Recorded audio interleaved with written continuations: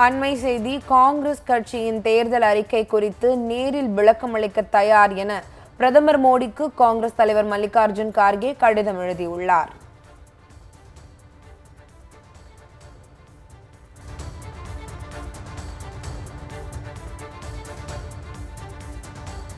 இது தொடர்பாக டெல்லி சிறப்பு செய்தியாளர் பால் முருகன் தரும் கூடுதல் விவரங்களை கேட்டறிந்து கொள்வோம். வணக்கம் பால், கூடுதல் தகவல் என்ன? காங்கிரஸ் தேர்தல் பத்திரிகையில் இல்லாத தகவல்களை பிரதமரும் பாஜகவினரும் தொடர்ந்து பேசி வருகிறார்கள். இந்த நிலையில்தான் காங்கிரஸ் தேர்தல் அறிக்கை குறித்து நேரில் விளக்கம் அளிப்பதற்காக நேரில் பிரதமரை சந்தித்து அது குறித்து விளக்குவதற்காக தற்போது மல்லிகார்ஜுன கார்கே பிரதமருக்கு நேரம் கேட்டு கடிதம் எழுதியிருக்கிறார்.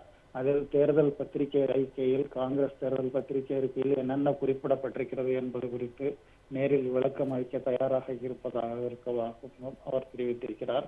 தொடர்ந்து காங்கிரஸ் தேர்தல் பத்திரிகை வெளியிட்டு முதலே பல்வேறு பாஜக தலைவர்கள் அதனை விமர்சித்து வருகிறார்கள். அதில் எல்லாம் தெரிவித்து பேசி வருகிறார்கள்.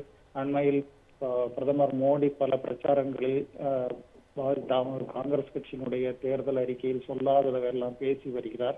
எனவேதான் பிரதமரை சந்தித்து காங்கிரஸ் தேர்தல் அறிக்கையில் என்னென்ன குறிப்பிடப்பட்டுள்ளன என்பது குறித்து விளக்குவதற்காக தற்போது நேரம் கேட்டு கடிதம் எழுதியிருக்கிறார்.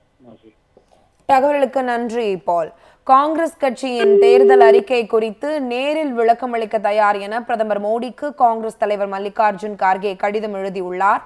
முதல் கட்ட தேர்தலில் பாஜகவுக்கு ஆதரவு கிடைக்காததால் காங்கிரஸ் தேர்தல் அறிக்கையை பிரதமரும் பாஜக தலைவர்களும் தவறாக விமர்சிப்பதாக கார்கே தெரிவித்துள்ளார்.